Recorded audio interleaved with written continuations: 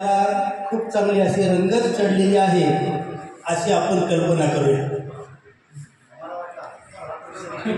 माझे आवडते जे साहित्यिक आहेत त्यापैकी गझलकार आदरणीय ज्याला मी खूप स्वतःचा आयडॉल मानतो या क्षेत्रामध्ये असे सुरेश भट यांच्या एका ओळीने मी सुरुवात करतो।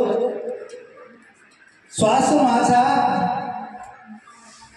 कृपा नाही कुणाची, श्वास हा माझा कृपा नाही कुणाची, लेखनी माझी ही कुणाची भीत नाही। श्वास माझा हा कृपा नाही कुणाची, लेखनी माझी ही कुणाची भीत नाही, लेखनी माझी कुणाची ही भीत नाही।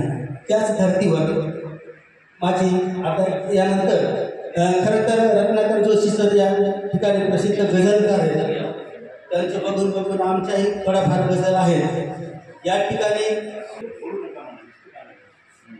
निशस्त्र आहे म्हणून मी निशस्त्र आहे म्हणून गाफील समजू नका मला, मी निशस्त्र आहे म्हणून गाफील समजू नका मला, ज्ञानातील तलवारीला अजून तीच धार आहे, ज्ञानातील तलवारीला अजून तीच धार आहे। साहेबांच्या होळीनिमित्त आपण हे काव्य संमेलन आम्ही जागतिक महिला दिनानिमित्त महिलांचा कार्यक्रम आपण आयोजित केलेला आहे। परंतु पुढे रंगाचीही होळीच्या रंगाचीही मला आता भीती वाटत आहे, होळीच्या रंगाचीही मला आता भीती वाटत आहे। कोणताच रंग आता धर्मनिरपेक्ष नाही, कोणताच रंग आता धर्मनिरपेक्ष नाही, म्हणून होळीच्याही रंगाची मला आता भीती वाटत आहे। त्यानंतरचा जरा मी म्हणलो ना पुढच्या वेदनादायी आठवणीचा बाजार मांडू मी कशाला, वेदनादायी त्या आठवणींचा बाजार मी मांडू कशाला, विसरण्याची सवय तशी माझी जुनीच आहे, विसरण्याची सवय माझी तशी जुनीच आहे।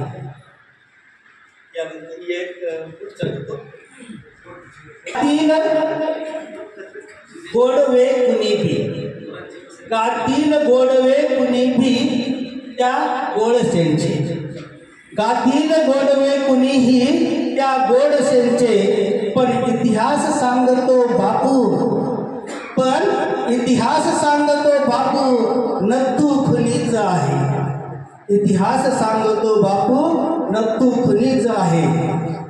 आणि यानंतर दुसऱ्या विषयावरचा एक शेर जुळले, तुझ्याशी नाते जुळले आणि माझा पुनर्जन्म झाला, तुझ्याशी नाते जुळले आणि आमचा पुनर्जन्म झाला, जळमळलेली मी काकलेली जणू ती कात आहे। आणि शेवटचा दुसऱ्या त्याला उजेड नसलेल्या त्या गावात काय आहे, उजेड नसलेल्या त्या गावात काय आहे, भले असेल कुणी गांडगे, रत्नाकरला कळाला असं शेवटचं उजेड नसलेल्या त्या गावात काय आहे, भले असेल कुणी गांडगे नावात काय आहे।